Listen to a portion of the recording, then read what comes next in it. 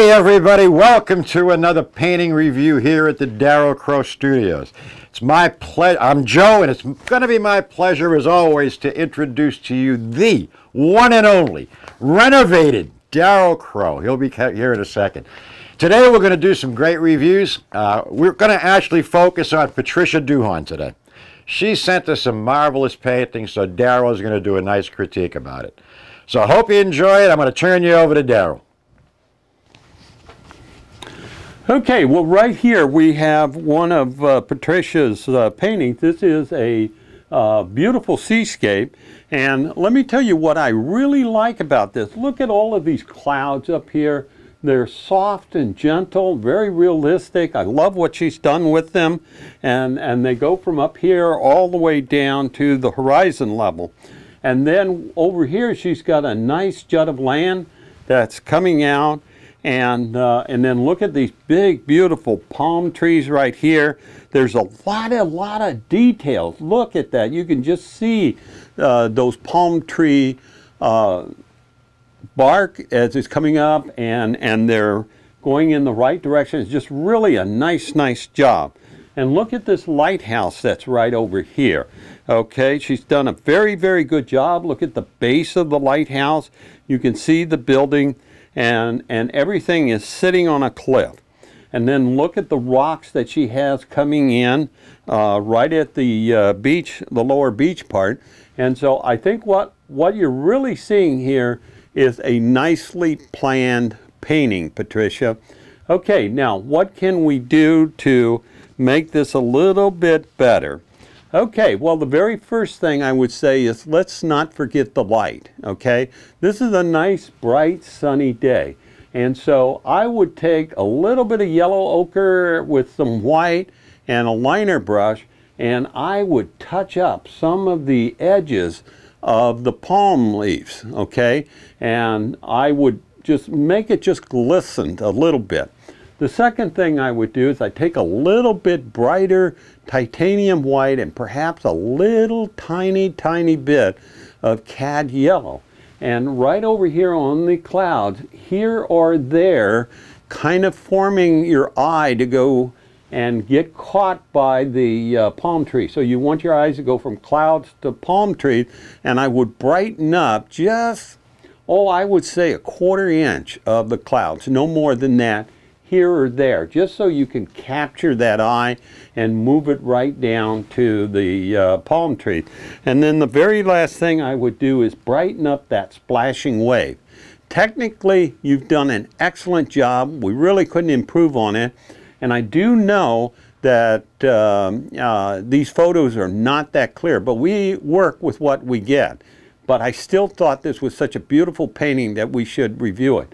But just take a little brighter splash just at the very tips of the spray, and I think that'll do quite a bit for you. Nice job, Patricia. Let's move on to the next painting. Boy, that certainly was a great job, Patricia. I can't wait to see your next one. Darrell is so keyed up about this exercise today, I can't get over it. So here we go. Take it over, Darrell. Okay, well look at the magnificent what are they called? I would call them ducks, but there's a different word. Mallard. Mallard, that's right. That was the word I was looking for. And we've got 3 mallards here, and I love the fact that you used an odd number. That was just great. But look at the depth of that sky right here in the center, and the sun there, and how it just, your eye is just drawn all the way back. So good use. And then you put those cypress trees in there right in the middle of the Florida lake here, or Florida-like lake. I guess you could see this in many different lakes in the southern part of the U.S. Would you say, Joe? Oh, absolutely. I mean, it's just a picture-perfect scene, for lack of a better description. No pun intended. I mean, really. Okay, and also look at the lighting on the tree barks, or the tree trunks. No, it's amazing. It looks so natural. Yeah, very nice job. Couple of things you could do to improve is a little bit more light on the mallard's feathers, their wings, if you will, as they come out like this. I would put just a little more of light. I use that kind of like the reddish light that you've got back here that's very nice. and just a spot here or there. I would put a few more water lines in the swamp, okay?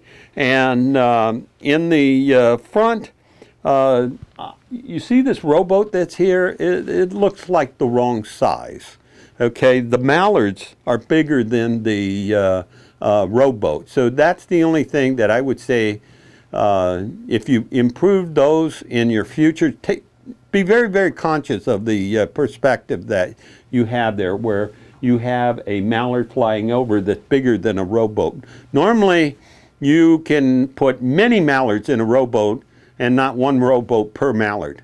So, you know, that's just a quick observation, but nice job. Anything to add, Joe? No, I mean, I think you're covering it all there, Darrell. What do we got next over there, my friend? It's probably that tiger. Actually, I had a cat that looked like that once, but he ate me, and I haven't been the same since. I've heard that, and so look at this tiger. And so if you ever want a tiger in your tank, this guy looks like he'd be really a prime candidate. Oh my God. First of all, I wouldn't need any gasoline if he was behind me in the car, because I'd be going so fast. Okay, some of the things that I would point out that are really done good is nice detail. Okay, this is, there's so much detail in this face of this tiger. You've got the lines in, you've got the nose, the eyes, the mouth. Well, actually, it's the mouth and the nose are just dead on. Spot on is the word I think I've heard said. Spot on. Spot on. I'm not sure. I think I first heard that from my Australian friend Robert Candelero. You know, the guy that sang our former song? Oh, yeah. Yeah. Anyway, this is just really a nice job. And I think one of the things that you might want to consider is that the ear over here is a little too dark. You need an occasional lighter hair, okay, just to match the bright light. Now, you started with a lot of light catching on the left side of the face, but here on the right, you didn't darken it up enough. So we need a little more of a strong contrast to show that the half of the face of the tiger is in the light, sunlight, and the other half is greatly shadowed. I would say you need to go about another value darker on a 5-value scale. Okay, now what that would mean is just put a little blue into some of the colors, just enough to start to turn it. Now another thing you could do on a finished painting like this is you could take some odorless thinner and some Prussian blue paint. Very, very little Prussian blue paint, and you're going to make what's called a wash, okay? And you know what the neat thing about a wash is, Joe? I give up, Darrell. What is the neat thing about a wash? The neat thing about a wash is you can, it only gradually darkens the side that you want. Okay, now, do you know what the difference is between a wash and a glaze? Oh, I know I'm going to regret this. No, I don't. What is the difference, Darrell? Okay, well, with a wash, I'm using odorless thinner. Now, with a glaze, I'm using clear medium.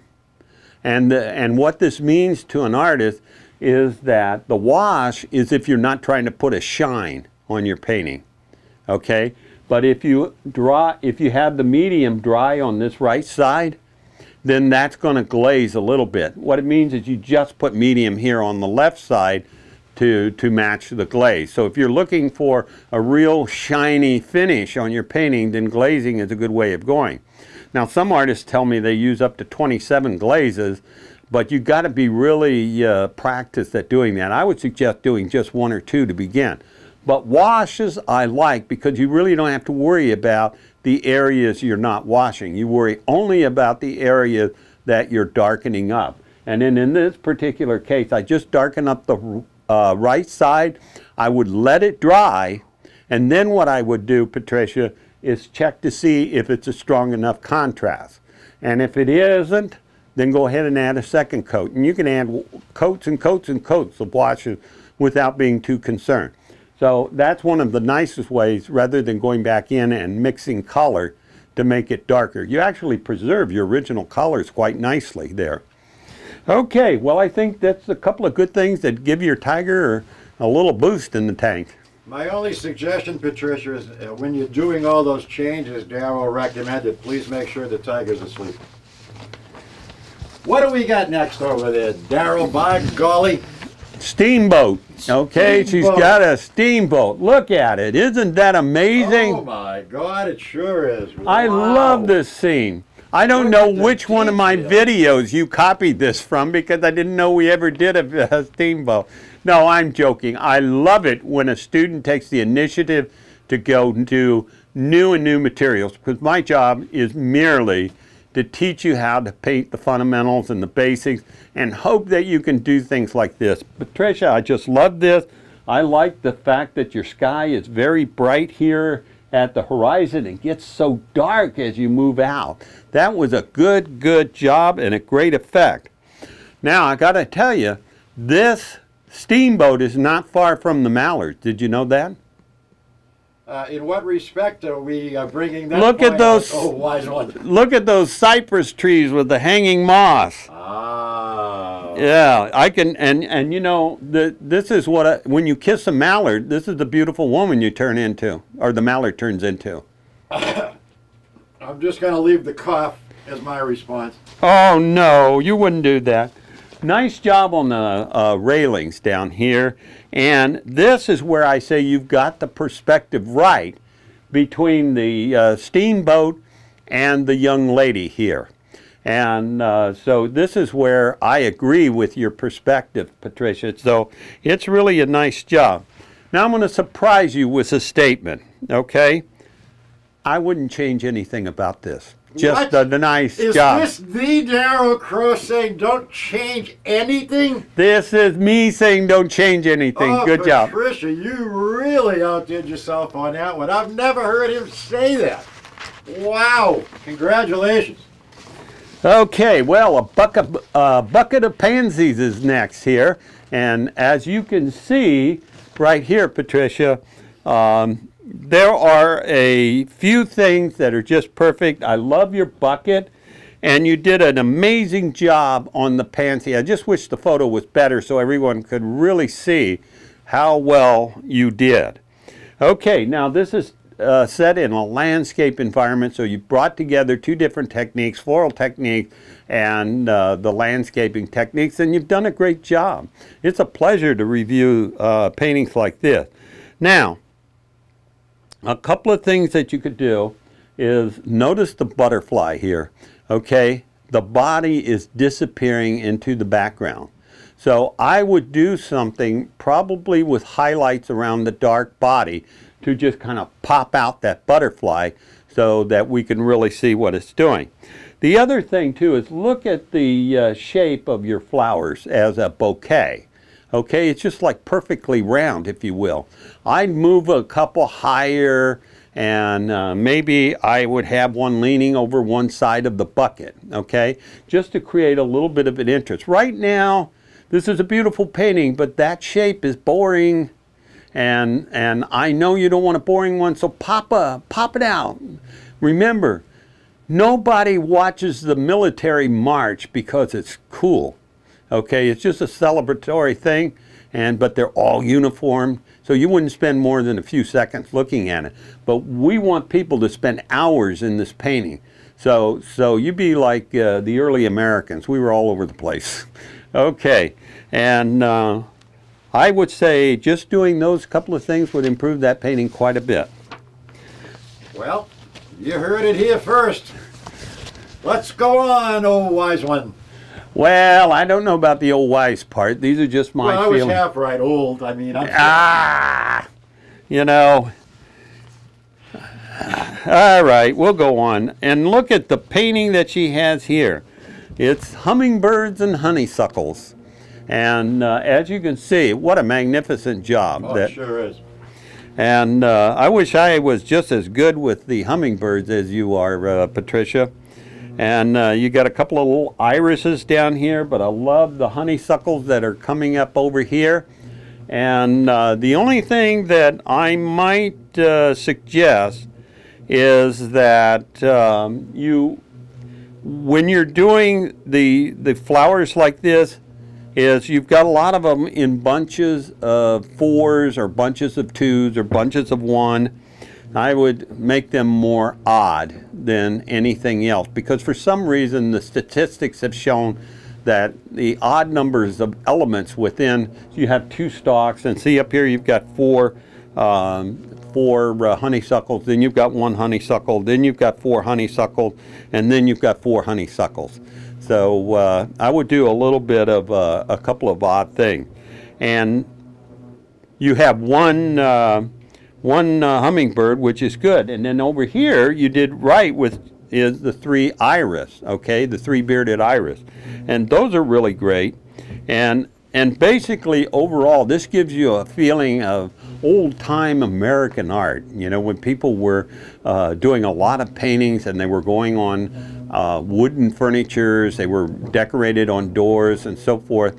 So this was this brought me right back there, and definitely a good job. These are just little tiny pieces of information that you could use to make it perhaps a little bit more appealing to your buying audience or to your teaching audience.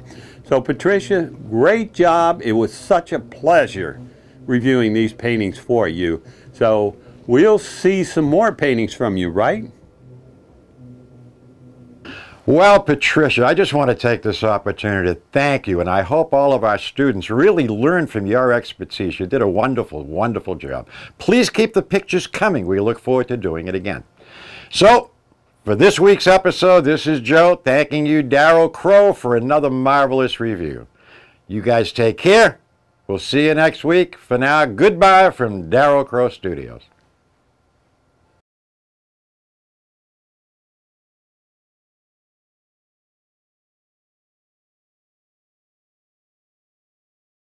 Well, I want you to know I really enjoy reviewing student painting. In fact, I get so excited, I just go animate it.